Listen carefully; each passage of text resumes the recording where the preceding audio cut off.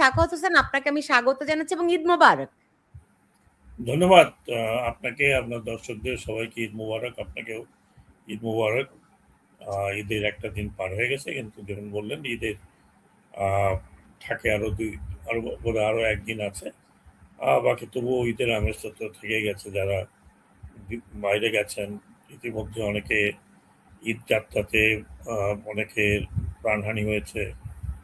সেটার জন্য আমরা খুবই দুঃখিত, ব্যক্তিগতভাবে দুঃখিত।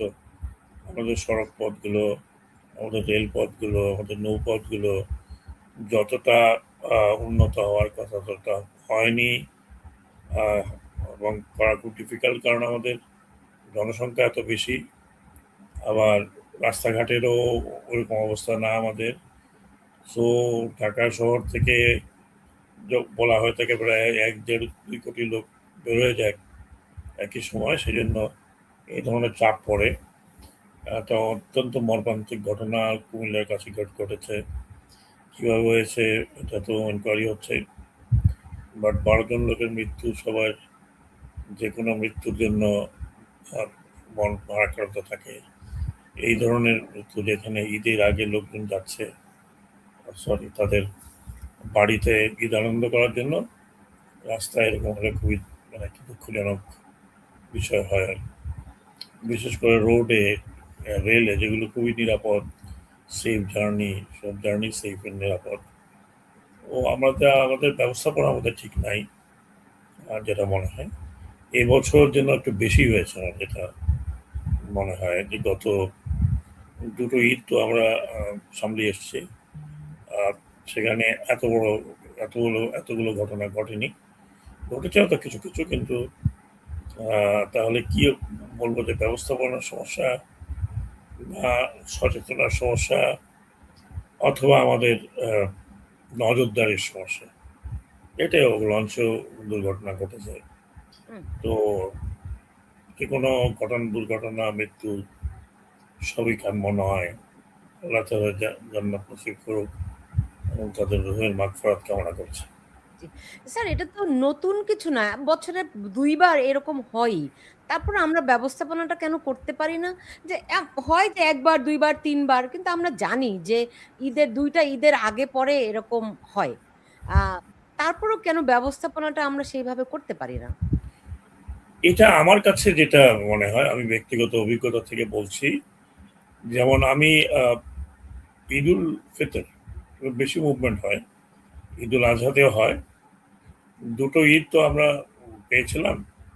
এই দুটো ঈদে আমি নিজে ব্যক্তিগতভাবে ঈদের বরং রোজা শুরু হওয়ার পরের থেকে আমি, বিশেষ করে যেহেতু নৌ মন্ত্রণালয় ছিলাম, আমি এটা কোঅর্ডিনেশন মিটিং করেছিলাম সবার সাথে, যারা লঞ্চ মালিক, অপারেটর, তারপরে আপনার আমার গভর্নমেন্ট অফিসিয়ালস, এবং জুমে যে সমস্ত জায়গায় লঞ্চ যাওয়ার কথা, নদীপথ ব্যবহার হয়, সেই সমস্ত নদী বন্দরগুলোর কর্মকর্তা এবং প্রশাসনিক কর্মকর্তা সবাইকে মিলে আমি প্রাথমিক একটা আপনার নির্দেশনা তৈরি করে সরাসরি আলাপ করেছি, ইনস্ট্রাকশন দেওয়া হয়েছে।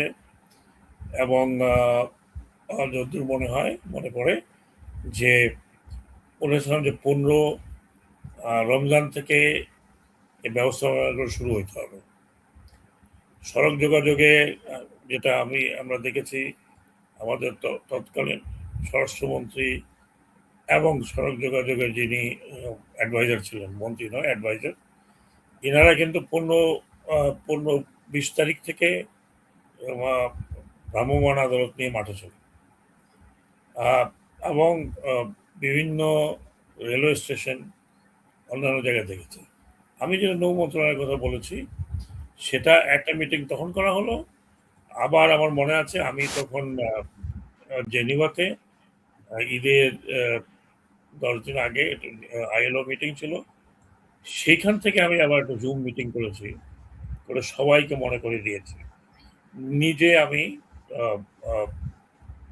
সদরঘাট টার্মিনালে গিয়েছি একাধিকবার। আমি নিজে রাস্তায় দাঁড়িয়ে সদরঘাটে যাওয়ার যে রাস্তাঘাট, সেটাকে উন্মুক্ত করে রাখার কথা বলেছি। আমি পুলিশকে নির্দেশনা দিয়েছিলাম যে 15 তারিখের পরের থেকে এই রাস্তা যেন উন্মুক্ত থাকে। তো এবং টাইমলি ছাড়া, নো ওভারলোডিং, নো ওভারলোডিং। তারপরে আপনার ন্যায্য টিকিট মূল্য যেন থাকে, যেটা সরকার দ্বারা নির্ধারিত। এই সবকিছু কিন্তু এনশিওর করার জন্য খুবই ব্যবস্থাপনা নেওয়া হয়েছিল রোজার প্রথম দিক থেকে। তো সেই হিসাবে একটা চাপ ছিল বিআইডব্লিউটিএ, বিআইডব্লিউটিসি কর্মকর্তাদের উপরে। তো আমি মনে করি দ্যাট ওয়াজ ভেরি সাকসেসফুল। কোনো, আপনি হয়তো পত্রিকা উল্টিয়ে দেখবেন যে এখানে তখন কোনো বড় ধরনের এরকম দুর্ঘটনার কথা ওঠেনি, চাঁদাবাজির কথা ওঠেনি। আরেকটি বিষয় কি, যেটা আমি মনে করি আমাদের দেশে যা হয়, পলিটিক্যাল পার্টি যখন গভর্নমেন্ট ফর্ম করে তখন এর নিয়ন্ত্রণ খুব ডিফিকাল্ট হয়ে যায়। কারণ হচ্ছে যে পলিটিক্যাল পার্টি তো এত সাপোর্টার, এত ওয়ার্কার, এত যারা ওয়ার্কার নাও তারাও এসে জুটে। আর যখন তারা জুটে, এই চাঁদাবাজিটা যদি স্ট্রিক্টলি এক্সাম্পলারি পানিশমেন্ট না দিয়ে বন্ধ করা না যায়, তাহলে পলিটিক্যাল পার্টি, পলিটিক্যাল গভর্নমেন্টের পক্ষে খুবই ডিফিকাল্ট। এবং স্ট্রিক্টলি সমস্ত কমপ্লেন নেওয়া উচিত, এবং সমস্ত কমপ্লেন এগেনস্টে যারা যারা আছে, ইভেন বড় নেতা হলেও তাদের বিরুদ্ধে অ্যাকশন যদি না নেয়, তাহলে এই চাঁদাবাজি যেটা আমরা শুনছি এগুলো চলে। যেহেতু অন্তর্বর্তীকালীন সরকারের মাঠে তাদের কোনো ওই ধরনের কর্মী ছিল না যারা এই নাম ভাঙিয়ে চাঁদা নিতে পারে, তো সেই রকম আমি বলবো যে চাঁদাবাজি একেবারে ছিল না তা না, তো কোথাও না কোথাও ছিল, কিন্তু খুব স্ট্রিক্ট ফলো আপ করাতে সেরকম কমপ্লেন আসেনি। এবং 500 টাকার টিকিট 1200 টাকা এরকম কমপ্লেনও আসেনি। এবং যেটা বললাম যে মাঠে থাকার কারণে, প্রশাসন মাঠে থাকার কারণে বোথ এন্ড, যেখান থেকে রওনা হয়েছে যেখানে পৌঁছবে, এসব জায়গায় মাঠে থাকার কারণে এই জিনিসটা হয়নি। জি, এমনিতে স্যার, জি, জি, জি স্যার। আসলে তো ম্যানেজমেন্ট একটা গুরুত্বপূর্ণ ব্যাপার আছেই। কিন্তু আমি যদি আপনার কাছে জানতে চাই যে ধরেন ওভারঅল আজকে যেমন আমার শিরোনামটি আমি করেছি কেমন আছে বাংলাদেশ। আমরা আসলে বাংলাদেশ ধরেন ডক্টর ইউনূসের শাসনামল শেষ হয়ে এখন তারেক রহমানের শাসনামল শুরু হয়েছে। এর আগে আমরা ১৬ বছর আওয়ামী লীগের শাসনামল দেখেছি। কি বুঝছেন? এখন বাংলাদেশ কেমন আছে? না, বাংলাদেশ শুনেন, একটা বিষয় আপনাকে আমাদের বলা উচিত বা আমাদের জানা উচিত। 16 বছর শাসন ছিল একটা অত্যন্ত টাইট, অত্যন্ত টাইট। সেখানে পলিটিক্যাল পার্টির একটা শাসন ছিল, পলিটিক্যাল পার্টি কন্ট্রোলে ছিল না, এটা তো কোনো সন্দেহতীত বিষয়। সেখানেও প্রচুর সমস্যা ছিল। আর টাইট, খুবই টাইট, কারণ পার্টি চলতো এক নেত্রীর বা এক নেতার নির্দেশে, দেশও চলতো এক নেতার নির্দেশে। এবং ইট ওয়াজ টোটালি এক ধরনের বলবো যে স্বৈর শাসনের চেয়ে একটু বেশি ছিল। কারণ কোনো মন্ত্রী কাজ করতো না যতক্ষণ পর্যন্ত প্রধানমন্ত্রী তাকে সেই কাজের জন্য না বলতো। আমরা শুনেছি মন্ত্রীদের কাছ থেকে যে মাননীয় প্রধানমন্ত্রীর নির্দেশে আমি এই কাজটা করছি। তার মানে প্রধানমন্ত্রী যেখানে নির্দেশ দেন নাই সেখানে কাজ করেন না, এরকম তো বোঝা উচিত। তো সবকিছু মন্ত্রী মহোদয়রা যদি মাননীয় প্রধানমন্ত্রীর নির্দেশে করে থাকেন, তাহলে বোঝা যায় যে প্রধানমন্ত্রীর নির্দেশ ছাড়া কোনো কিছু তখন নড়াচড়া করতো না ডেমোক্রেটিক কান্ট্রিতে।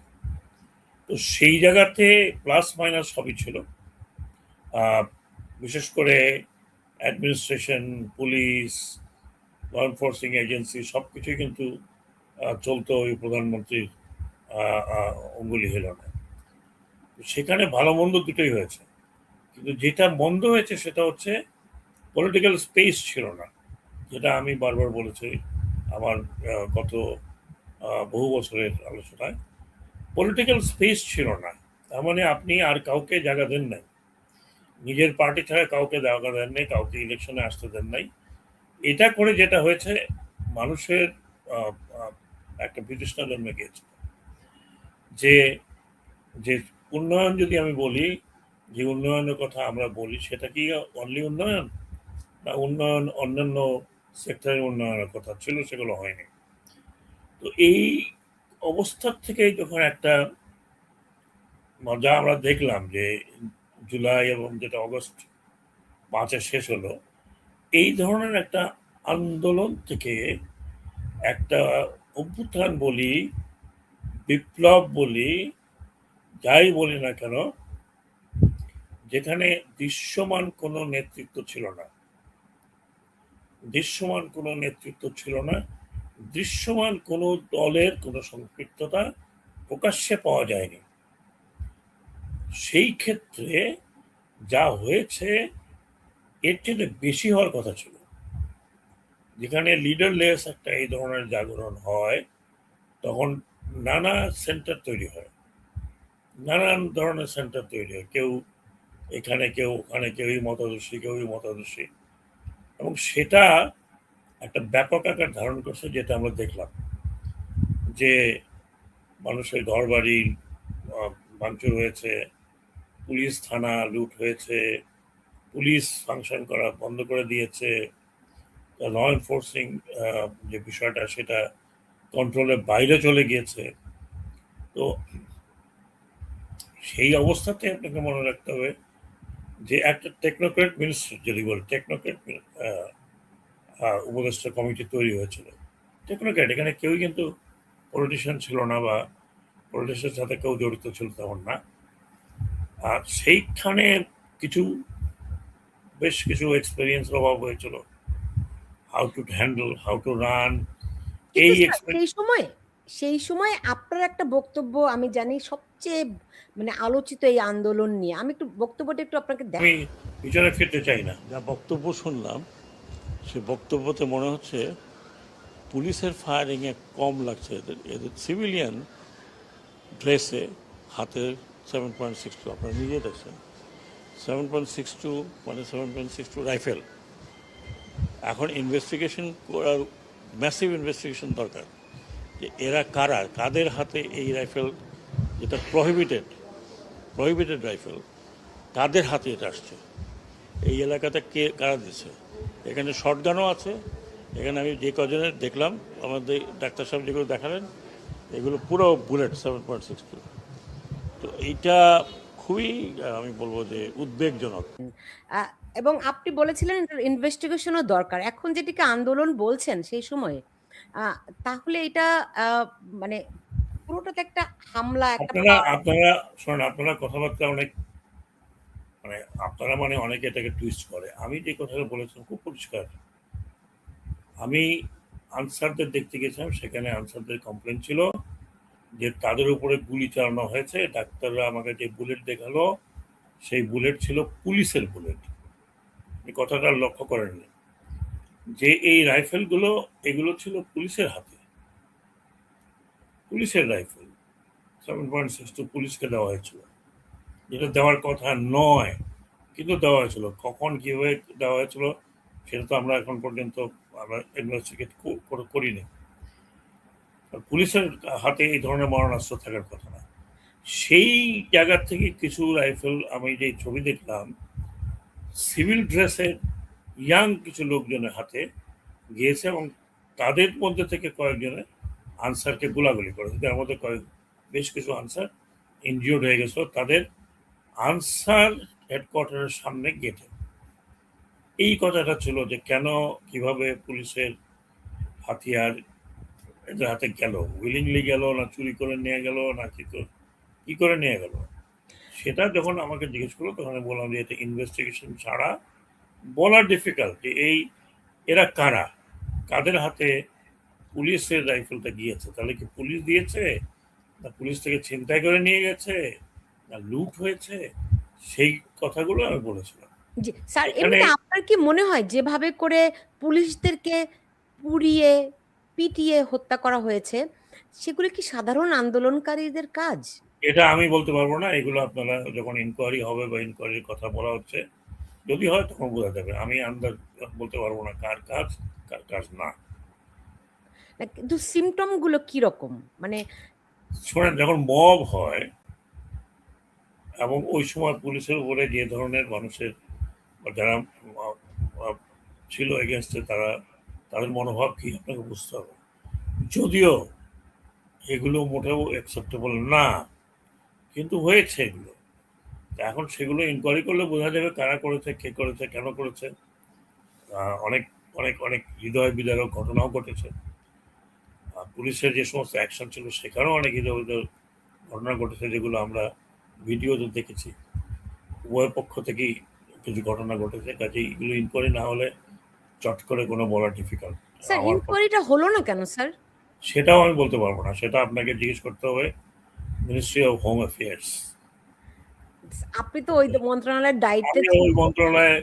ওই মন্ত্রণালয়ে আমি বোধহয় 8 দিন ছিলাম। 8 দিনের মধ্যে আমার সবচেয়ে প্রথম কাজ ছিল পুলিশকে নিয়ন্ত্রণে নিয়ে আসা এবং পুলিশকে পুলিশের জায়গায় নিয়ে যাওয়া, থানাতে পাঠানো, রোড ট্রাফিকের করা এবং থানা ম্যান করা, ল অ্যান্ড অর্ডার সিচুয়েশনে যাতে তারা পুনরায় ফিরে আসতে পারে, সেটাই করতে করতে আমার তো এই কদিন আপনাকে কাটে। সরিয়ে দিল কেন স্যার? সেটাও আপনাকে জিজ্ঞেস করতে হবে ওই সময় যারা অথরিটি ছিল। না, তারপর হয়তো আপনার আমার হয়তো আমার কোনো কথা তৎকালীন সময়ে কেউ বুঝেনি, বা সেই কথাগুলো পুরোটা শুনেনি। না শুনে যে বললাম যে একটা রিয়াকশন, তখন তো সবাই রিয়াকশন করতো কোথায় কোথায়, সেখানে একটা রিয়াকশন হয়েছে। সেই জায়গাটাতে হয়তো সরকার প্রধান তখন যখন ছিলেন তিনিও তো মনে করেছেন যে আমার ওখান থেকে সরিয়ে অন্য কোথাও রাখলে ভালো হবে। সেটা কি ভালো হয়েছে স্যার আলটিমেটলি? সেটা তো আমি বলতে পারবো না। সেটা তো আহ, এখন এখন যারা কথা বলছে সবই তো খারাপ বলছে, আমরা সব খারাপ খারাপ কাজ করেছি।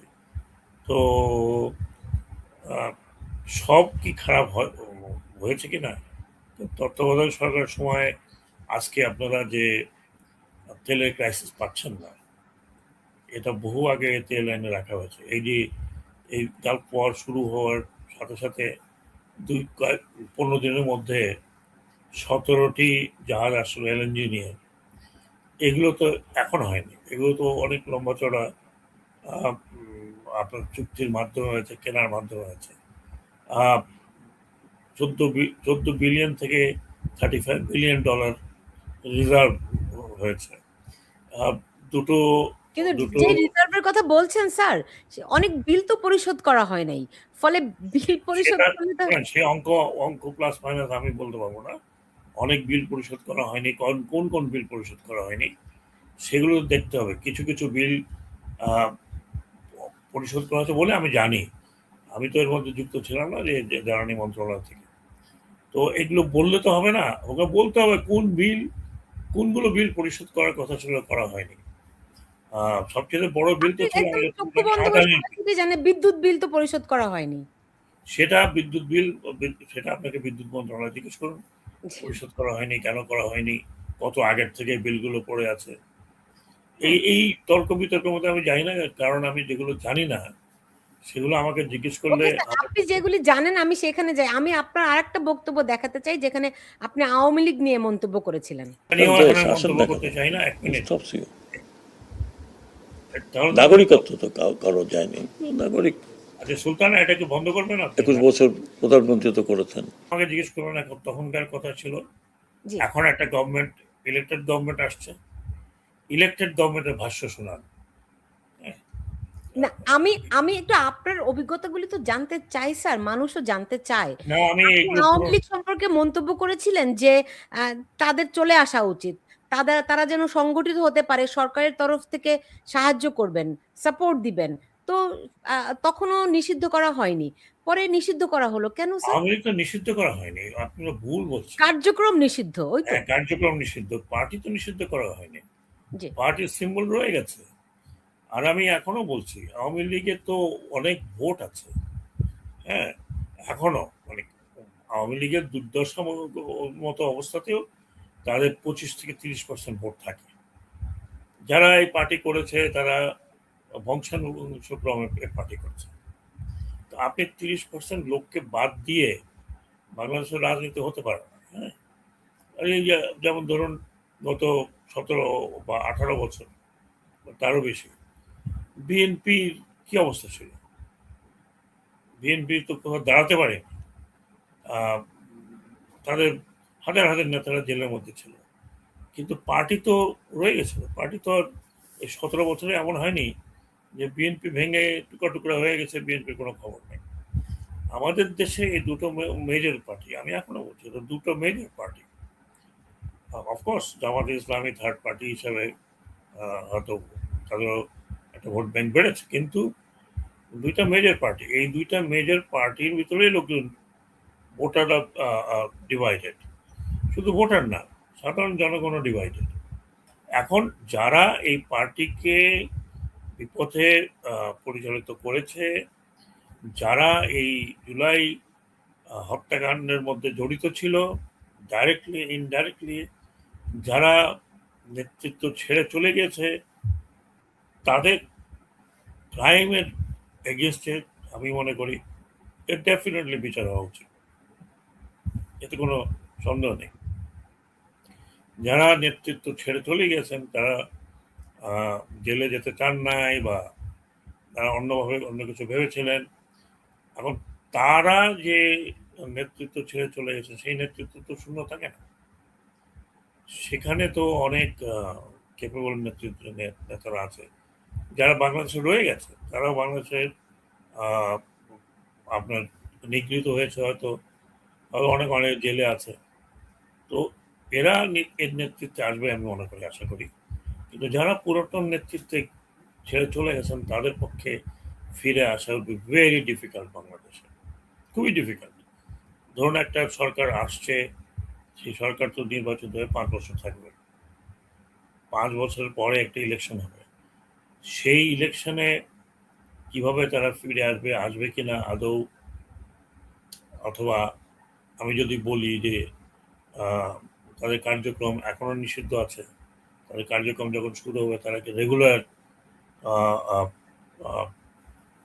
প্রচলিত রাজনীতির মধ্যে আসবে, না তারা আবার অন্য কিছু করবে, এগুলো তো দেখার বিষয়।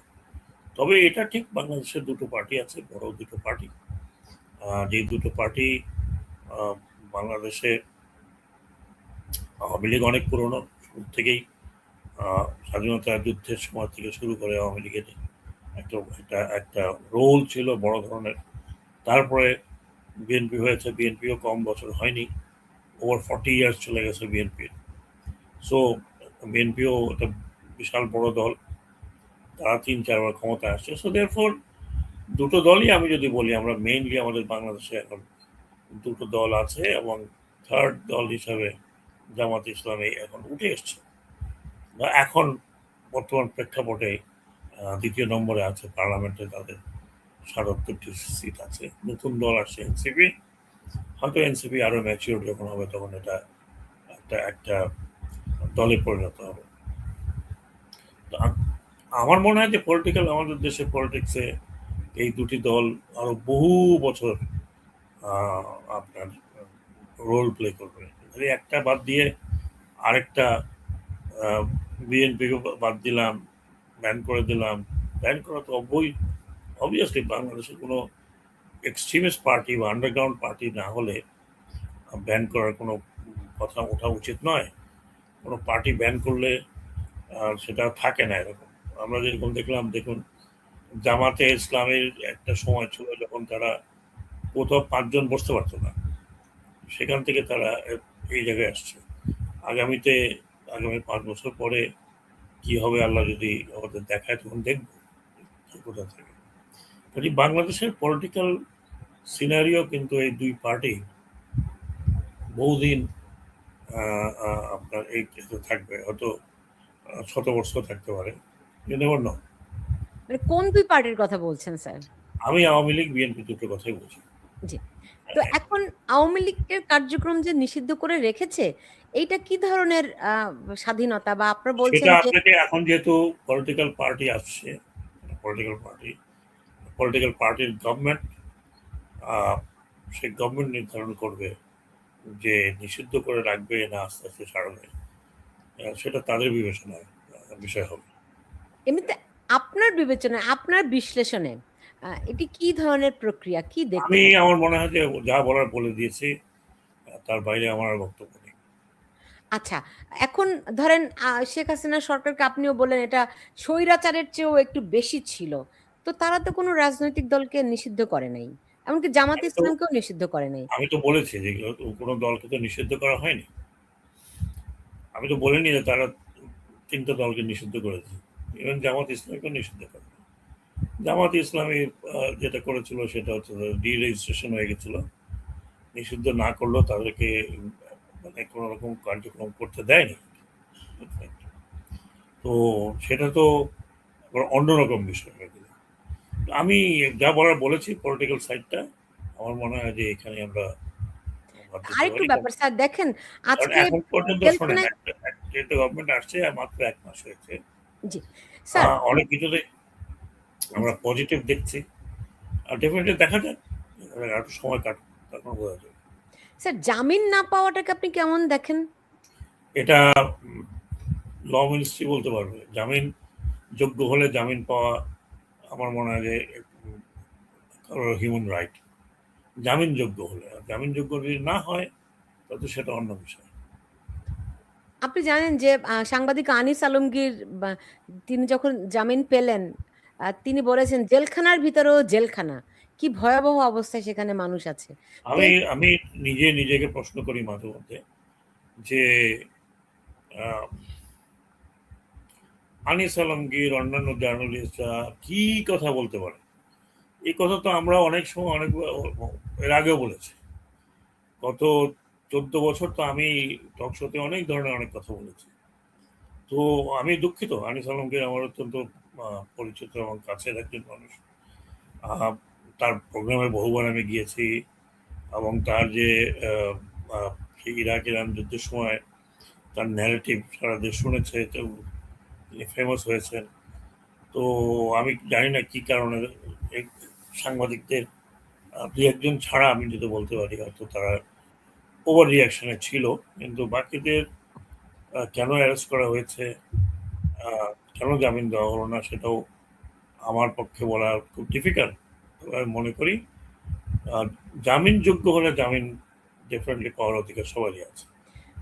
স্যার সেটাই যদি শেখ হাসিনার আমলকে স্বৈরাচারী আমল বলা হয় আমি তাহলে আবার তো তাহলে না আমি তাহলে আবার এখন এই আমলকে কি বলা হবে যখন মানুষের জামিন হয় না, মানুষের কোনো কোন বাক আমল? স্বাধীনতা নাই, গণমাধ্যমের কোন আমল? মাঝখানে তো একটা আমল চলে গেছে।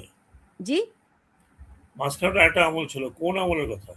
মানে ধরেন ইভেন তো আপনাদের যে অন্তর্বর্তীকালীন আমল সেখানেও তো মানুষ জামিন পায় নাই, রাজনৈতিক দলের কার্যক্রম নিষিদ্ধ করা হয়েছে, এখন সেটার কন্টিনিউয়েশন চলছে। তাহলে এই আমলকে কি বলা যাবে স্যার?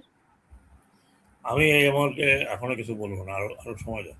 যে আপনি যদি কিছুই না বলেন তাহলে কেমনে হবে? আপনার তো একটা কারণ না, স্যার আমি তো ভাবছি যে দেখেন আপনি শোনেন যখন শোনেন, নির্বাচন কমিশনার ছিলেন সেটাও একটা তত্ত্বাবধায়ক সরকারের আমলে ছিলেন, আপনাদের যে ভূমিকা ছিল সেই ভূমিকার সঙ্গে মানুষ আপনার কাছে কি মনে হয় এখন আ- আ- মানে আপনাকে যেই রোলে মানুষ দেখেছিল তত্ত্বাবধায়কের আমলে নির্বাচন কমিশনার হিসেবে সেই রকম স্বাধীন দায়িত্ব কি আপনি পালন করতে পেরেছেন?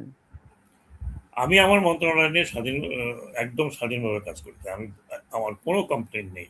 কেউ আমাকে কি করতে হবে বলেনি, কেউ আমাকে কোনটা করছি মানা করেনি। আমি আমার কিন্তু স্যার মতো করে আপনি তো করেছি। বলেছেন আপনার কিচেন ক্যাবিনেটে মানে আপনি এই চ্যানেল ওয়ানের সঙ্গে একটি সাক্ষাৎকার দিয়েছিলেন, সেখানে বলেছেন যে ইউনূস সরকার চলেছে কিচেন ক্যাবিনেটের মাধ্যমে। আমি সে কথা বলিনি। বিএনপি সরকার চলেছে কিছু করে। এই তো আপনারা মানে এমনভাবে প্রশ্ন করেন যেগুলো ঠিক না। আমি যেটা বলছি প্রত্যেক সরকারের মধ্যেই কিছু কিছু সিদ্ধান্ত হয়, যে সিদ্ধান্ত ৫০ জন মন্ত্রীকে নিয়ে হয় না, হ্যাঁ? বা স্যার ২৭ জন তাহলে আমি উপদেষ্টা। কি ওই বক্তব্যটা একটু করব, প্লে করব আপনার আমার কিচেন প্লে করার তো দরকার নেই, আমার তো মনে আছে। জি, আপনি জি, আমাকে আপনি আমাকে আপনি আমাকে মানে কনফ্রন্ট করার তো কোনো দরকার নেই। কনফার্ম করছি না। জি, আমি এখন বলছি, এর পরেও বলেছি, প্রত্যেক সরকারের ভিতরে ডিসিশন মেকিং কিছু কিছু মন্ত্রণালয় থাকে যেগুলো ইম্পর্টেন্ট মন্ত্রণালয়। এটাকে ইংলিশ বলা হয় কিচেন ক্যাবিনেট। যদি আমি ইংলিশ বিষয় নিয়ে আসবো, আমি বলিনি। আপনারা দেখুন আমাদের একজন অত্যন্ত সুপরিচিত উপদেষ্টা তিনি বলেছেন সব সরকার আমলে একটা কিচেন ক্যাবিনেট থাকে। আমি তো নতুন করে কিছু বলেছি? এটাকে নিয়ে বারবার একই কথা প্রত্যেক মন্ত্রণালয়। এই যে এই যে নতুন সরকার আসছে, এখানে উপদেষ্টা মণ্ডলী নেই, আছে তো। এখানে সব মন্ত্রী, প্রায় ওনাদের প্রায় 50 জন মন্ত্রী আছে, সবাইকে নিয়ে কি প্রধানমন্ত্রী আহ, কতগুলো সিদ্ধান্ত নিতে পারবেন? সিদ্ধান্ত নেওয়ার পরে এটা নিয়ে আলোচনা হয়, ক্যাবিনেটে আলোচনা হয়, বা এইগুলি হলো দৈনন্দিন সিদ্ধান্ত। এমন বড় কিছু যদি ল বা অন্য কিছু সেগুলো যেগুলো পার্লামেন্টে যাওয়া দরকার সেগুলো পার্লামেন্টে যাবে, আদারওয়াইজ ক্যাবিনেটে কিছু ডিসকাশন হতে পারে অথবা নাও হতে পারে। এইটা সব মন্ত্রণালয়, এটা আপনি শুরু থেকে এই পর্যন্ত সমস্ত সরকার সময় ছিল। এটা এমন একটা বড় জিনিস না নতুন দিনের হইচই হয়ে গেল, বোমা ফাটলো, তো তাই হয়। একটা সরকার যখন চলে তখন সবাইকে নিয়ে তো কতগুলো সিদ্ধান্ত নেওয়া যায় না, কখনোই হয়নি। কিন্তু সবাইকে তো সেই দায়িত্ব কাঁধে বহন করতে হয়। ধরেন আপনি বলেছিলেন যে ডক্টর ইউনূস শেষের সময়ে এসে যে আমেরিকার সঙ্গে যে বাণিজ্য চুক্তিটি করলো, জ্বালানি চুক্তি করলো, সেই চুক্তিগুলো আহ, মানে কি কি প্রক্রিয়ায় হলো সেটি যেমন আমরা কিছু জানতে পারি না, একেবারেই সেটি ওই কি বলে নন ডিসক্লোজার। কিন্তু আপনি সরকারের একজন উপদেষ্টা হিসেবে আপনি কি সেটার দায়িত্ব তো আপনার কাঁধেও বর্তায় না? না, আমি চুক্তি করিনি, আমি চুক্তির ভিতরে ছিলাম না। আপনি যদি সেভাবে বলেন বর্তায়, তাহলে কালেকটিভলি বর্তাতে পারে, কিন্তু এই চুক্তি হয়েছে, যারা করেছে, যাদের দায়িত্ব ছিল তারা করেছে। পরবর্তী পর্যায়ে শেষ দিকে এসে এটাকে পার্লামেন্ট, সরি, ক্যাবিনেটে জানানো হয়েছে। এটা কয়েকদিন আগে আমাদের উপদেষ্টা যিনি ছিলেন ফরিদ আক্তার, উনি তো বলেছেন, উনি একটা জিনিসে অবজেকশন দিয়েছিলেন, আমিও একটা জিনিস উত্থাপন করেছিলাম, কিন্তু হয়নি। এটা নিয়ে হয়ে গেছে চুক্তি। এখন এই চুক্তির বিষয়ে ভালো মন্দ সবই তো আছে, কিন্তু মন্দটা সবাই দেখছে, ভালোর দিকটা হয়তো কেউ দেখছে না। এইগুলো নিয়ে একটা কন্ট্রোভার্সি করার, শোনেন আমি একটা ফাইনালি আপনাকে কথা বলি। অন্তর্বর্তীকালীন সরকারকে নিয়ে আপনারা এখন অনেক কিছু বলতে পারেন, কিন্তু আপনাকে উপলব্ধি করতে হবে এই গভর্নমেন্টটা কিভাবে এসেছিল, কিভাবে এটা কাজ করেছে। এটা আরো উগ্র হতে পারতো, হয়নি, কনস্টিটিউশনের মধ্যে থাকার চেষ্টা করেছে। সেইখানে এত বড় একটা ঘটনা ঘটার পরে 1-1.5 বছরের মধ্যে বাংলাদেশ নর্মালসিতে হয়েছে, একটি ইলেকশন হয়েছে, one of the best election আছে। এটা তো এই সরকার তো বলে আসেনি আমি 1.5 বছর ইলেকশন দেবো, 2 বছর ইলেকশন দেবো, বলে আসেনি, কিন্তু একটা ইলেকশন। আর আর কিভাবে উগ্র হতে পারতো একটা বড়, আপনি বলছেন যে বিএনপি এবং আওয়ামী লীগ আরো শত বছর পর্যন্ত হয়তো এই দেশকে শাসন করবে বা রাজনৈতিকভাবে নেতৃত্ব দেবে, সেই একটি দলকে বাদ দিয়ে যে নির্বাচন হলো, আপনি কেমন করে বলছেন যে সবচেয়ে ভালো নির্বাচন হয়েছে? আমি কি সবচেয়ে ভালো নির্বাচনের কথা বলেছি? আপনি তো পেঁচান। আমি তো এই কথা বলিনি সবচেয়ে ভালো। আচ্ছা, একটা ভালো নির্বাচন হয়েছে, লোকে ভোট দিয়েছে, ভালো নির্বাচনের ডেফিনেশনটা কি? যারা ভোট ভালো দিতে গেছে নির্বাচনের তারা ভোট, ডেফিনেশন কি? আপনি একটি বড় রাজনৈতিক দলকে না বাদ না না দিয়ে- না না না না না না না কোনো আপনি ডেফিনেশন পড়েন। ভালো নির্বাচনের ডেফিনেশন হচ্ছে যেভাবে যে দাঁড়াক না কেন লোকে ফ্রিলি গিয়ে ভোট দিয়েছে, ফ্রিলি, তাকে জবরদস্তি ভোট দেওয়ানো হয় নাই, তাকে। আগে তো সন্ধ্যায় আমরা দেখেছি সরাসরি, বিভিন্ন জায়গায় লাইভে দেখেছি মানুষ ব্যালট বাক্সে আগে থেকে ভোট দিয়ে রাখছে। কাজে সেটা তো মামলা হয়েছে, যারা যারা হেরেছে তারা মামলা ভোটের করেছে। হিসাব মেলাতে পারেনি, হ্যাঁ ভোট না ভোট এবং সেটা সাধারণ ভোটের হিসাব মেলাতে পারেনি, মানে কোন বিবেচনা এটা একটা ভালো নির্বাচন আপনি বলছেন? আমি একটু আশ্চর্যই হচ্ছি, কারণ আপনি আমার বিবেচনা শোনেন, আমার আমার বিবেচনা যেটা, আপনারা ভালো নির্বাচন বলতে কি বোঝেন আমি জানি না। ভালো নির্বাচনের ইন্টারন্যাশনাল ডেফিনেশনটা শুনুন, যে একজন ভোটার তার নিজের ইচ্ছায় ভোট দিতে গিয়েছে, তিনি ভোটটা দিয়েছেন এবং তার ভোটটা কাউন্ট হয়েছে, তিনি ফিরে আসছেন, তাকে রাস্তায় হ্যারাস করা হয়নি। তার মানে এই ভালো নির্বাচনে 100টা পার্টি কেন আসলো না? That is not the issue. Issue হচ্ছে যে আপনি ডেফিনেশন পড়েন। না না না, আপনারা তো খালি মনে করেন যে ও পার্টি আসে নাই ভালো। আপনি তাকে চয়েস দিয়েছেন, যারা আসেনি তারা আসেনি, আপনি চয়েস দিয়েছেন, এবং লোকে যেই কমপ্লেনগুলো আপনি বলছেন সেই কমপ্লেনগুলো ডেফিনেটলি এখন কোর্টে আছে, কোর্টে আছে, আপনিও জানেন আমিও জানি। কাজে লেট কোর্ট ডিসাইড আমিও দেখেছি, আপনিও দেখেছেন। এখন কোনগুলো বারবার দেখাচ্ছে না, কোনগুলো অনেক বেশি হয়েছে, যদি বেশি হয়ে থাকে এটা I am sure court will decide. এটা এগুলি তো আর লুকাবার কোনো কিছু নাই। জি।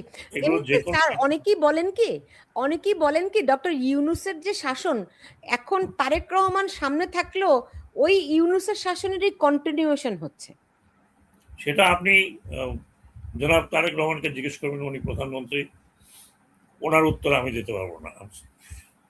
না স্যার আপনি আপনি তো আর এখন সরকারে নাই। আপনি হ্যাঁ, একজন আমি বিশ্লেষক তো দেখি না হিসেবে কিভাবে ইউনূস সাহেবের শাসনে চলছে, হাও, তাহলে তো আমরাও পিছন দিকে থাকতাম।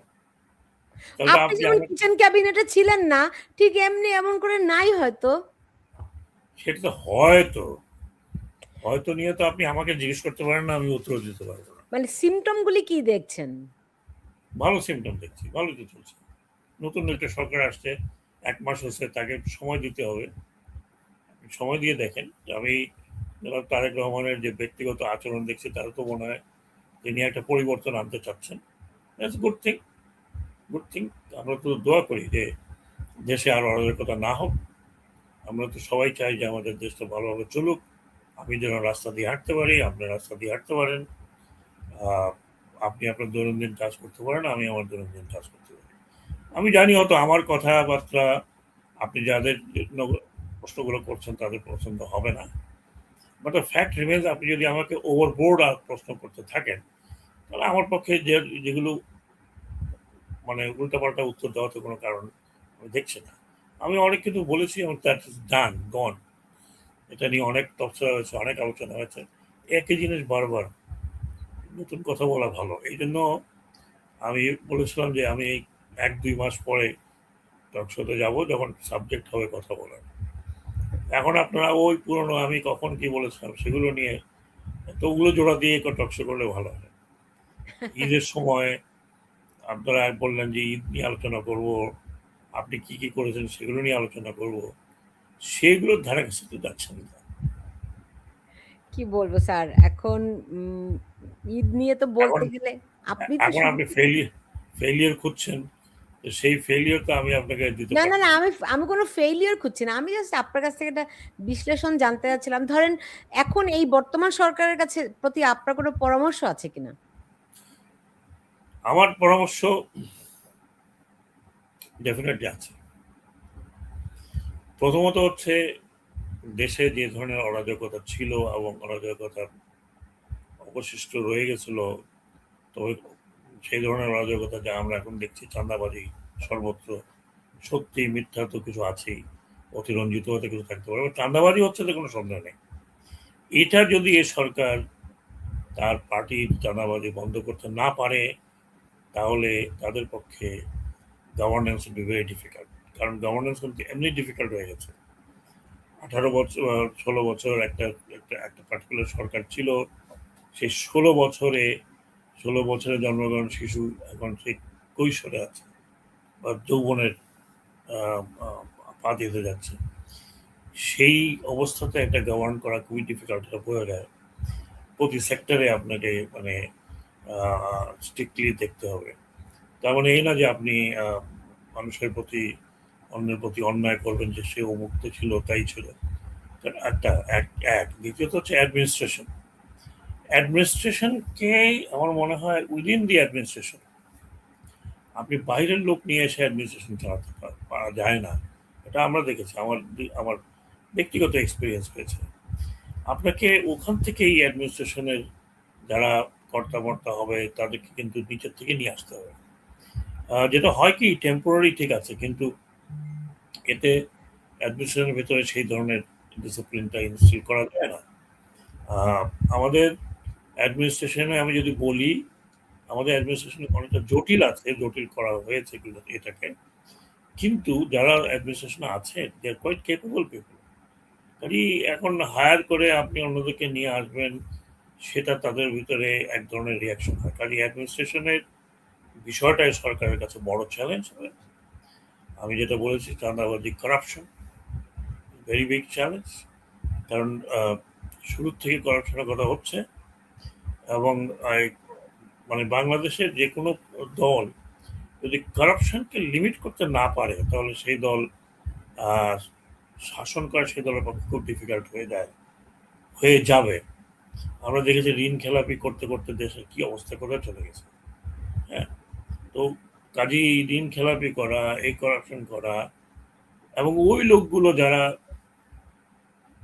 ঋণ খেলাপি তারা আবার ঘুরে ফিরে আসছে, ওই বিজনেস পিপল যারা ব্যাংক লুট করে তারা ঘুরে ফিরে আসছে। ওই অবস্থাতে এই সরকারের পক্ষে একটা বড় বড় চ্যালেঞ্জ সামনে ডেফিনেটলি আছে। আহ, তো তিনটা চারটা চ্যালেঞ্জ তো ডেফিনেটলি আছে। এখন গালফ ওয়ার, এই যুদ্ধ এখন আমরা বুঝতে পারছি না এই যুদ্ধে সারা বিশ্বের যে অর্থনৈতিক অবস্থা সেটা কি হবে। আমরা এখনো বুঝতে পারছি না, কারণ আমরা কিছু মজুদ আমাদের কাছে আছে, কিছু আমরা নিয়ে আসতে পেরেছি, কিন্তু ওভারঅল যখন আপনার ওয়ার্ল্ড ওয়াইড একটা রিসেশনের মধ্যে আমরা যাব, তখন আমাদের অর্থনৈতিক মন্দার বিষয়টিও দেখতে হবে। তো এই সব মিলিয়ে আমি বলবো যে আগে যেরকম, মানে যদি যদি এটা হতো যে এক পার্টি চলে গেছে, ইলেকশন হয়ে গেছে, আরেক পার্টি আসছে, একটা কন্টিনিউশন থাকে, দেন দেন তারপর আমি বলছি ডেভেলপমেন্টের কথা। প্রান্তিক অঞ্চলের ডেভেলপমেন্টটা তেমন হয়নি যেমন আমরা এখানে দেখছি, বড় শহরগুলোতে দেখছি। আমি নিজে এটা এটা দেখেছি যে সামান্য যোগাযোগ ব্যবস্থা পর্যন্ত আপনার প্রপার ছিল না। যেমন ধরুন, গত 16 বছরে এই উপকূলীয় কোনো অঞ্চল কানেক্টেড ছিল না। এখানে একটা মাফিয়া তন্ত্র চলেছে, এবং তারাই যোগাযোগ ব্যবস্থাকে, বিশেষ করে উপকূলে বিচ্ছিন্ন দ্বীপগুলোতে এই যোগাযোগ ব্যবস্থাকে সম্পূর্ণ কুক্ষিগত করে রেখেছিল, in the name of politics, in the name off party. সেই জায়গাগুলোতে কিন্তু কোনো ডেভেলপমেন্ট হয়নি। ডেভেলপমেন্ট কেন হয়নি? কারণ একটা যোগাযোগ ব্যবস্থা। এই কয়েকদিন আগে আপনি এখন দেখবেন হাতিয়া নিয়ে অনেক কিছু রিল বেরোচ্ছে। এই হাতিয়াকে যোগাযোগ করতে আমার লেগেছে প্রায় 1.5 বছরের মতো সময়। কারণ এখানে আপনার গাড়ি ঘোড়া যদি আনতে হতো, একটা বিচ্ছিন্ন বড় দ্বীপ, একটা বিশাল উপজেলা, একটা কনস্টিটুয়েন্সি, সেটার যোগাযোগ ব্যবস্থা গত 60-70 বছর ছিল আমি তো না। আপনার কাছ থেকে ভিন্ন কথা শুনছি, কারণ আমি শুনছিলাম যে এই উপকূল অঞ্চলে বাংলাদেশের একেবারে একেবারে রুরাল এলাকাও যে পরিমাণ রাস্তাঘাট উন্নয়ন হয়েছে, কাঁচা রাস্তা কোথাও নাই, যোগাযোগ এতটা মজবুত হয়েছে যেটি আগে কল্পনাও করা যেত না। আপনি আজকে বলছেন যে যোগাযোগ বিচ্ছিন্ন সম্পূর্ণ। আপনি কোন যোগাযোগের কথা বলছেন? আপনি আমি আপনি বলছি আপনি রাস্তাঘাট। প্রত্যন্ত আপনি জি, প্রত্যন্ত অঞ্চলগুলো দেখেন নাই? দেখেছেন তো? দক্ষিণে গিয়েছেন? আমার বাড়ি তো দক্ষিণে যে দক্ষিণেই স্যার। কোন জায়গায় আপনার বাড়ি? আমার বাড়ি পটুয়াখালী। পটুয়াখালী অত দক্ষিণ না। আপনি আরো দক্ষিণে যান, যেখানে দ্বীপাঞ্চলগুলো আছে, জি, যেটা সন্দ্বীপে কোনো কানেকশন ছিল না, রিভার রিভার রুটে হাতিয়ার কোনো কানেকশন ছিল না, আহ, তারপরে আহ, আহ, কুতুবদিয়া কোনো কানেকশন ছিল না, তারপরে আপনার মহেশখালী কোনো কানেকশন ছিল না। এগুলো তো বড় বড় আহ, এগুলো তো এখানে এখানে এগুলো তো মাফিয়া তন্ত্রে টাকা বানাবার জন্য এখানে কোনো কানেকশন করতে দেয় নাই। তো আপনি ওইদিকে খোঁজ নেন। আপনি রোড যেখানে আছে, রোড সেখানে আছে, রোড আপনি উপজেলাগুলো রোডের অবস্থা দেখেন কত খারাপ। আমি চেষ্টা করেছি আমার মন্ত্রণালয়ের বাইরে গিয়ে আমি 2-3টা উপজেলার রোড কানেকশনের জন্য, এখন পর্যন্ত সেগুলো পাওয়া যায়নি। আপনি এমন এমন চরাঞ্চল আছে যেখানে 40,000-50,000 লোক থাকে, তাদের কোনো যাতায়াতের ব্যবস্থা নেই, একটা রাস্তা নেই ভিতরে।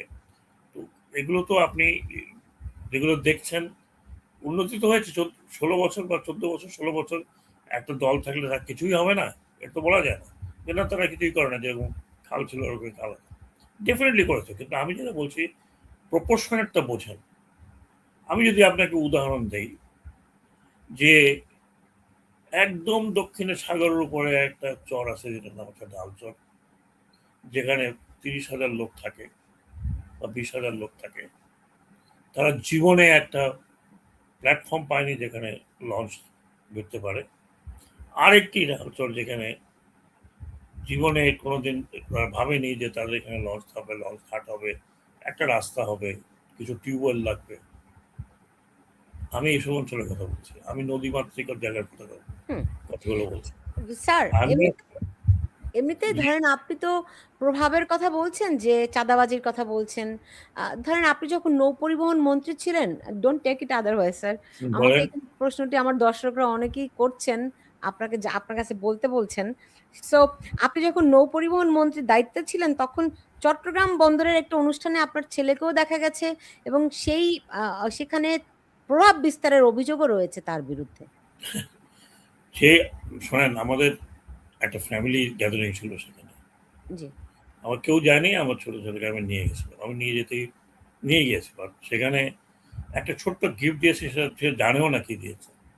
এটা এটা আমাদের সামরিক বাহিনীর মধ্যে একটা কালচার।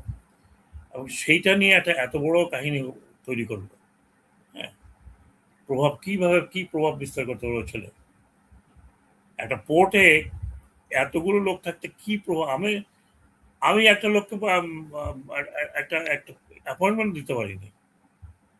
আপনি খোঁজ নিয়ে দেখেন। না এখন স্যার আপনি আমাকে ক্রিটিসাইজ করতে চাইলে আপনি অনেক রকম ক্রিটিসাইজ করতে পারবেন। জি। অনেক কিছু বলতে পারবেন। উনি এই জামাটা কেন পড়লো, কে দিল, কোথা থেকে আসলো? এইগুলো শোনেন, এগুলো বলতে কাউকে তো মানা করা যায় না।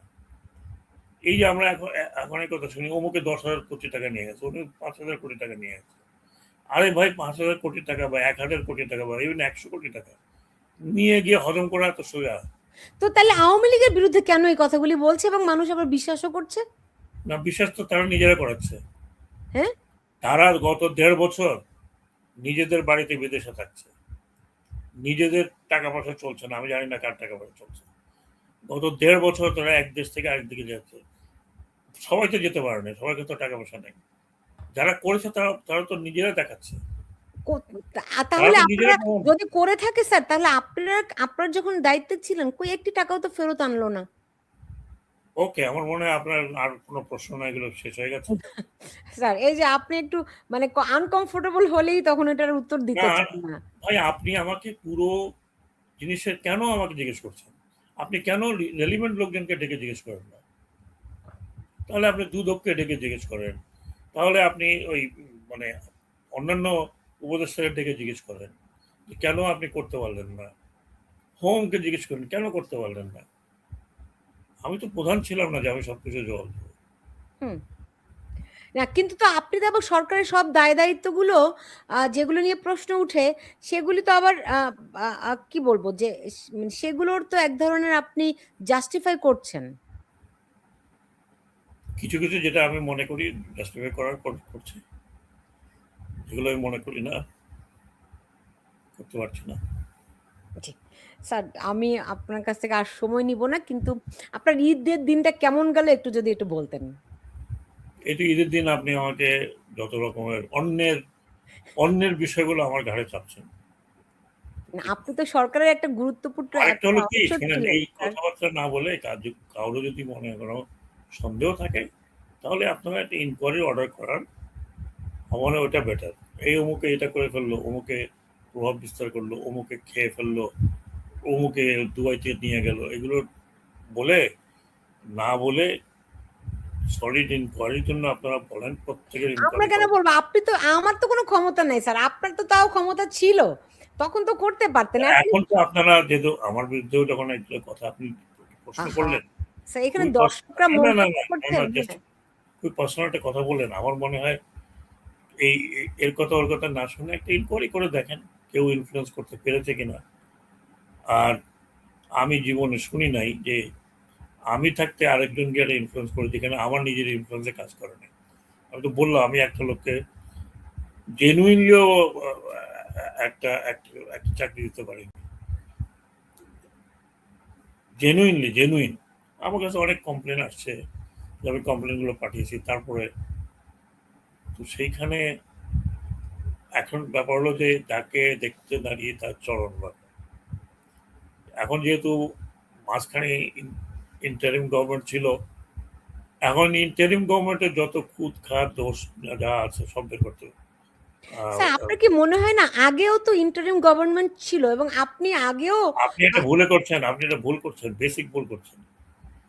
আগে ছিল একটা তত্ত্বাবধায়ক সরকার, যেখানে এই ধরনের আপহেল হয়নি। একটা সরকার চলে গেছে, এবং একটা কনস্টিটিউশনের মধ্যে দেওয়া একটা তত্ত্বাবধায়ক সরকার ছিল, যেখানে পুলিশ বলেন, আনসার বলেন, বিটিপি বলেন, অ্যাডমিনিস্ট্রেশন বলেন, সব ইনট্যাক্ট ছিল, কোনোটা ভেঙে পড়েনি, সব ইনট্যাক্ট ছিল। সেখানে আইজিপির জায়গা ছিল, সেখানে চিফ সেক্রেটারি বা ক্যাবিনেট সেক্রেটারির জায়গা ছিল, সবাই সব জায়গায় ছিল। এটা কি তাই ছিল? এটা আপনারা, এইটা যদি আপনারা বুঝতে না পারেন, তাহলে তো আমার কথা বলার কোনো লাভ নেই। স্যার দেখুন, ধরেন ২০০৮ সালে তখন তো আমি বাংলাদেশে ছিলাম। আ এবং ওই সময়ের পরিস্থিতিও যে খুব বেশি ভালো ছিল তা তো নয়। রাস্তাঘাট খুবই উত্তাল ছিল। সেরকম একটা পরিস্থিতির মধ্যে বিএনপি সরকারকে পদত্যাগ করতে বাধ্য হয়, তাই না? তারা হয়তো সবাই চলে যান নাই, কিন্তু পরিস্থিতি তো এরকমটি হয় নাই যে কেউ জঙ্গির মতো করে বিভিন্ন জায়গায় আক্রমণ চালাবে, নাও, পুলিশদের ওটা নির্বিচারে হত্যা করবে। আবার আমি একই কথা বলছি, আমি আবার এক কথা বলছি। সেটা ছিল, তাদেরকে বিদায় নিতে হয়েছে, তারা কিন্তু টার্ম শেষ করে বিদায় নিয়েছে। নো, তার মানে তারা টার্ম মাঝখানে শেষ করে বিদায় নেয়নি স্যার। তাদেরকে আন্দোলনের মাধ্যমে উৎখাত করা হয়েছিল। কবে? ২০০৮ সালে বিএনপি সরকারকে আপনারা যখন দায়িত্ব আপনি নেন। আপনি আপনি এটা ভুল করছেন, সম্পূর্ণ ভুল করছেন আপনি। বলেন স্যার কোনটা ভুল? বিএনপি বিএনপির টার্ম শেষ, যে ঘটনাটি ঘটেছে সেটা ছিল তত্ত্বাবধায়ক সরকারের ব্যবস্থাপনা নিয়ে। তত্ত্বাবধায়ক সরকারের ব্যবস্থাপনা নিয়ে, যেটা জাজদের বয়স বাড়িয়েছিল, একজনকে, যিনি তত্ত্বাবধায়ক সরকার হওয়ার কথা ছিল, তাকে আওয়ামী লীগ অ্যাকসেপ্ট করেনি, এবং সেটা না করার কারণে তারা একটা সমস্যা করেছে। বিএনপি টার্ম শেষ হওয়ার পরে, আপনি রেকর্ডটা ঠিক করেন। জি, অবশ্যই। মানে তত্ত্বাবধায়ক সরকারের অধীনে কাজেই তারা যে শোনেন, জি, তত্ত্বাবধায়ক সরকার নিয়ে একটা গন্ডগোল হওয়াতে তো ফখরুল সাহেব আসলেন। এক্সাক্টলি সেটি, এবং সেটি কোনো সহজ গন্ডগোল নয় স্যার। শোনেন, কখনো সেখানে অ্যাডমিনিস্ট্রেশন তো ভেঙে পড়ে নেই, পুলিশ তো ভেঙে পড়ে নেই, সেখানে সেনাবাহিনীর থেকে তো কোনো অন্যরকম কোনো কিছু ছিল না। মানে তুলনা, আপনি শোনেন, আপনি জোর করে তুলনা করলে তো হবে না, আপনাকে তুলনা করতে হবে প্রপার হিসেব, কি বলে, পার্সপেক্টিভে। তত্ত্বাবধায়ক সরকার আর এই সরকারের মধ্যে অনেক তফাৎ। এইখানে একটা সম্পূর্ণ সোসাইটি ভেঙে পড়া, এখানে ১৪০০ লোক মারা গেছে, রক্ত ঝরেছে, একটা বিশৃঙ্খল অবস্থা দিচ্ছে, পুলিশ চলে আসছে ব্যারাকের ভিতরে। আপনি কম্পেয়ার করে তো হবে না। স্যার জি, না কম্পেয়ারটা তো দেখেন, একটা হচ্ছে গিয়ে এবং রাজনৈতিক দলের আন্দোলন। আমি টক শোতে এসেছি আমার বক্তব্য দিতে, আমি এখানে ডিবেট করতে আসিনি। আপনার বোধহয় আর কোনো কিছু নেই, তাহলে আপনি আমার মনে শেষ করুন। আমরা প্রায় ১ ঘন্টা কথা বলেছি, for good or for bad. আমি জানি তো অনেকে আমাকে এখন ভাববেন যে আমি অমুকের জন্য কথা বলছি, তমুকের জন্য কথা বলছি।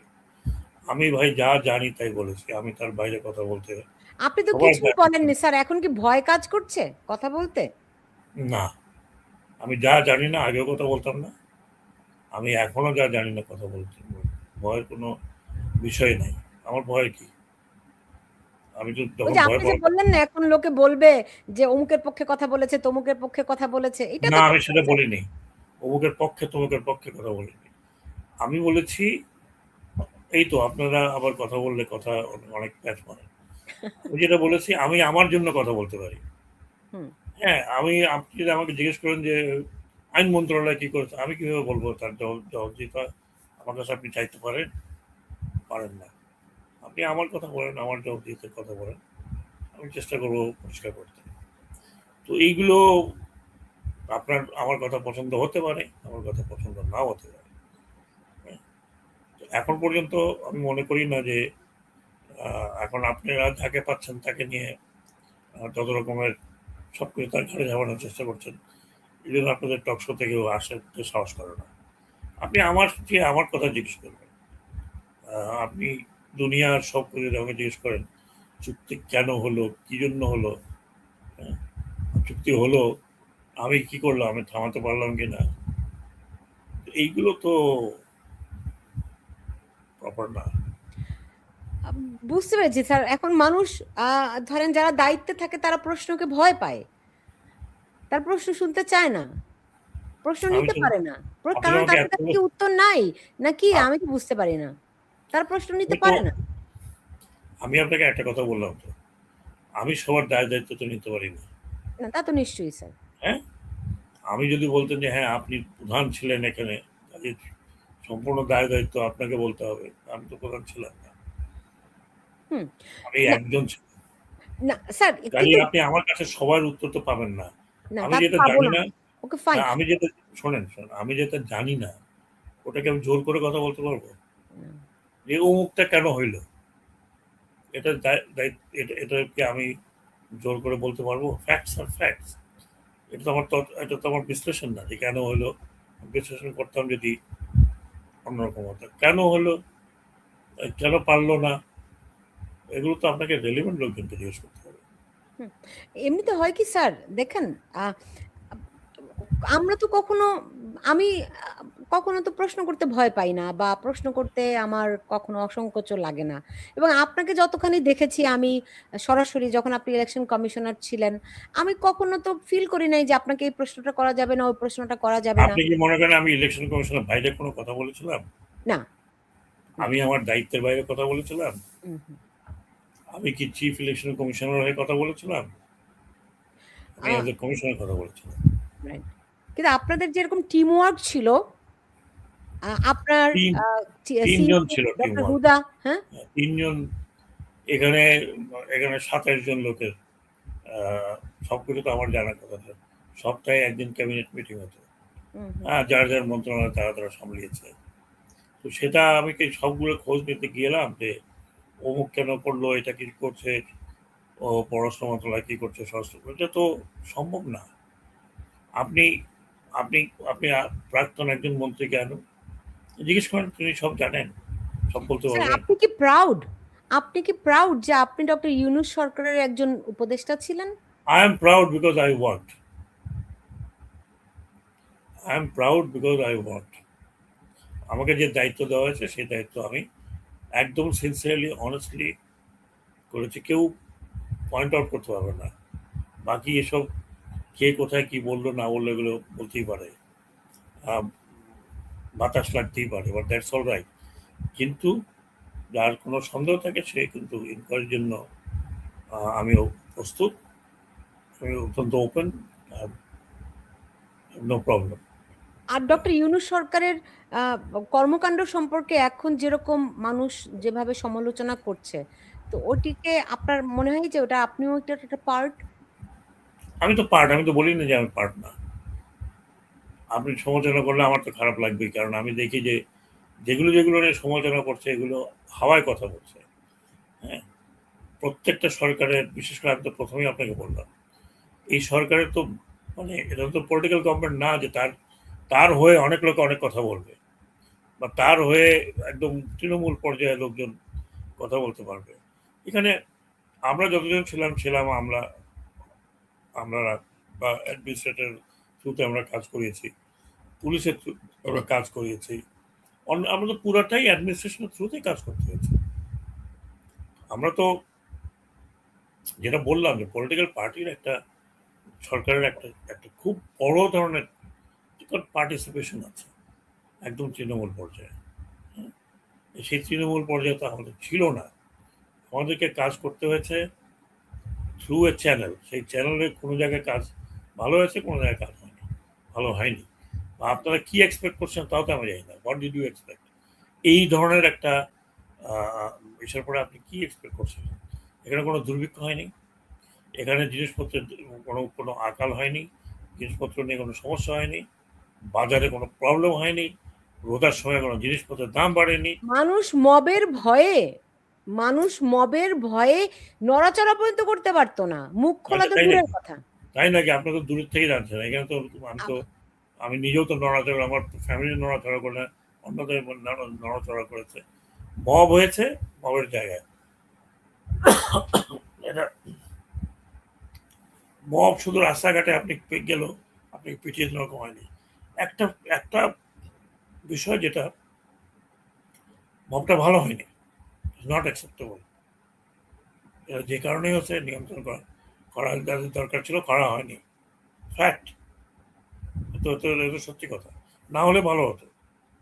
হুম। কিন্তু যেভাবে একটা জিনি ছেড়ে দেওয়া হলো, যে ঘটনা এত বড় একটা ঘটনার পরে, তো সেখানে অন্যান্য দেশে যা হয়েছে খারাপ হয়েছে। আমি তো এটা বলছি না যেটা খুব ভালো হয়েছে। এখানে তো আমাদের বড় ধরনের ফেলিয়ার আছে, ডেফিনেটলি অ্যাকসেপ্ট দ্যাট। ঠিক হয়নি। এখন কেন কন্ট্রোল করতে পারেনি সেখানে যাদের দরকার ছিল কন্ট্রোল করার, সেটা তো তাদেরকে আপনি জিজ্ঞেস করবেন প্লিজ। জি। আমি তো নিজেই মনে করি এইগুলো যা হয়েছে that is not good, not good example. এবং এই মবের কারণে যতটুকু এই সরকারের কৃতিত্ব ছিল তার বেশিরভাগই মবের কারণে নষ্ট হয়েছে। বাট আমি একটা কথা বলি আপনাকে, লেট টাইম পাস, হয়তো কিছু ভালো জিনিসও দেখবেন যে এই অন্তর্বর্তীকালীন সরকার কতগুলো ভালো কাজ করে গেছে। যেইভাবে একটা আনরুলি জায়গার থেকে কিছুটা রুলের মধ্যে নিয়ে আসা হয়েছে, একটা ইলেকশন করে একটা নির্বাচিত সরকারের কাছে ক্ষমতা হস্তান্তর করা উইদাউট এনি হিচ, উইদাউট এনি কোনো শর্ত ছাড়া। কিন্তু আপনি আপনি তিনটা প্রশ্ন করতে পারেন, of course that's the fact, okay, that's the fact. বুঝতে ওকে, পেরেছি sir. Thank sir, you very much.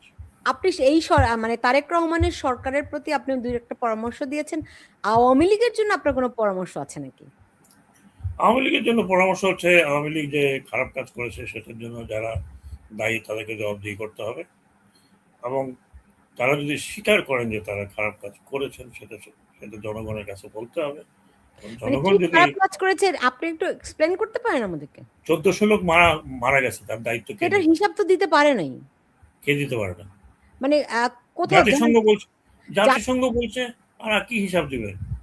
Sir, সেটাও সেই যদি জাতিসংঘের মধ্যে তো আপনার আপনার 5ই আগস্টের পরেও যে পুলিশ হত্যা তাদেরও এটার আচ্ছা মধ্যে শোনেন, ইনক্লুডেড করা সেটাও হয়েছে। যদি না কোনো মানে 100 তালিকাও লোক তো স্যার 100 লোক আপনারাও তো কোনো তালিকা দিতে পারেন নাই। আরে ভাই, একটা লোক তো মারা গেছে, দুইটা লোক মারা গেছে, চারটা লোক মারা গেছে, নাকি নাও তাও না, তা কেউ তো মরে নাই। গেছি, কিন্তু কোনো তাহলে তালিকাও তো আপনারা প্রণয়ন করতে পারেন আরে নাই। তালিকা কি প্রণয়ন করবেন না করবেন তো আমি বলতে পারবো না। তাহলে ঢালাও ভাবে জাতিসংঘ 1400 লোক শোনেন, মারা গেছে এটা বলাটা জাতিসংঘ কতখানি? যে ফিগারটা বলেছে, জি। তারা কিভাবে মারা গেছে, তারা কি পুলিশে মারা গেছে না পুলিশ থেকে মারা গেছে, হোয়াট এভার, এই ঘটনার জন্য যারা দায়ী তারা একবারও স্বীকার করেছেন সরি? এগুলো তো এগুলো তো আপনি এখন আমেরিকা বসে বললে তো হবে না, আপনি তো এখানে সরাসরি নিজের চোখে দেখেছেন। What else? আমি তো সেটা বলছি, হুম। সেটার জন্য যারা দায়ী তাদেরকে দায়িত্বটা নিতে হবে, এবং পলিটিক্যাল পার্টির দায়িত্ব নিয়ে সরি বলা, এই করা ওটা করা, মামলায় যাওয়া, এটা তো কোনো বিষয় না। তো এটা তো পার্ট অফ পলিটিক্যাল পার্টি, হুম। ক্ষমা চায়নি লোকজন। তো আমার কাছে তো ভাই তাদের মানে কোনো পার্টির জন্য কোনো উপদেশ নেই, আমি সরকারের জন্য যা করা বলেছি। How the party will run, party নিজেরা জানে। বিএনপি কীভাবে চলবে বিএনপি জানে, জামাত কীভাবে চলবে জামাত জানে, আওয়ামী লীগের ভবিষ্যৎ কি আওয়ামী লীগ জানবে। আমি যদি পার্টি করতাম তাহলে আমি বলতাম। স্যার, এমনিতে দেশের রাজনীতিতে কি ভারসাম্য আছে? Thank you very much. আমার মনে হয় আমরা এখানে শেষ করি। স্যার, এই প্রশ্নটার উত্তরটা দিবেন না? রাজনীতিতে ভারসাম্য আছে কিনা? ভারসাম্য ডেফিনেটলি আছে, নইলে অপোজিশন কিভাবে হতো আর সরকার কিভাবে গঠিত হতো, কিভাবে গঠিত হতো? 60% ভোট তো পড়েছে, তাই না? আপনার সন্তুষ্ট আর কি এখন বাংলাদেশ যেভাবে রান করছে, বাংলাদেশ ভালো আছে বলে মনে করছেন? মাত্র 1 মাস রান করছে, কাজেই 1 মাসে আপনি বলতে পারবেন না কিভাবে রান করেছে। মাত্র 1 মাস, 1 মাসে তাদের তো মানে কর্মসূচি এখনো শুরু করতে পারেনি, অ্যাসেম্বলি বসছে কয়েকজন মাত্র, মাঝখানে এত লম্বা ছুটি। 1 মাসে আপনি জাজ করতে পারবেন না, আপনাকে জাজ করতে হলে মিনিমাম তার অন্তত আমরা যেটা বলি 100 দিনের কারবার দেখার পরে আপনি কথা বলতে পারবেন। জি। 1 মাসের আরো আপনি ডিফিকাল্ট। জি, বুঝতে পেরেছি। অবসরপ্রাপ্ত brigadier general doctor Sakhawat Hossain, আপনাকে অনেক ধন্যবাদ জানাচ্ছি। অনেক সময় দিয়েছেন আমাকে। অনেক, অনেক ধন্যবাদ আপনার প্রতি। আপনার হ্যাঁ, জন্য আরো অনেক কথা শুভেচ্ছা। আপনি আপনি আমাকে জিজ্ঞেস করছেন, সব কথার উত্তর সিনসিয়ারলি আমার কাছে নাই। কারণ আমি সবার জবাবদিহিতা আমি তো করতে পারবো না। যদি আমি একজন, এতজনের মধ্যে আমি একজন। আমি একজন, তো আমি, আপনি কোনোদিন আমার কথা জিজ্ঞেস করলেন যে আমার তো জবাবদিহিতার কোনো কথা দেখে জিজ্ঞেস করলেন না। একটা জিজ্ঞেস করছেন, এটা আমি উত্তর দিলাম আপনাকে।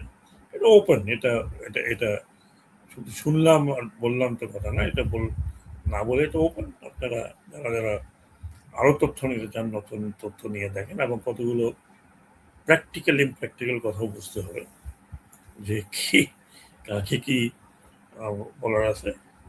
আর আপনাকে ধন্যবাদ, আপনাদের দর্শকদের ধন্যবাদ। আমি দর্শকদের উদ্দেশ্যে এটাই বলবো, আমি যা জানি ভাই তাই বলি।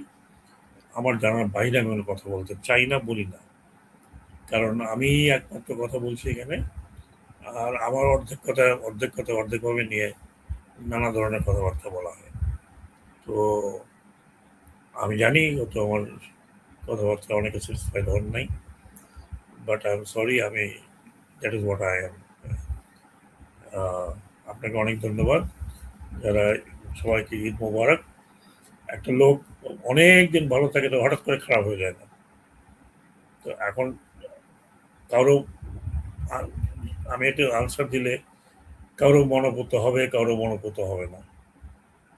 আমি চেষ্টা করেছি, যতদিন আমি ছিলাম, আমি সিনসিয়ারলি চেষ্টা করেছি জনহিতকর কাজ করার জন্য, জনগণের কাজ করার জন্য। যারা দক্ষিণাঞ্চলের লোক তারা ভালো করে জানেন আমার মন্ত্রণালয় দিয়ে।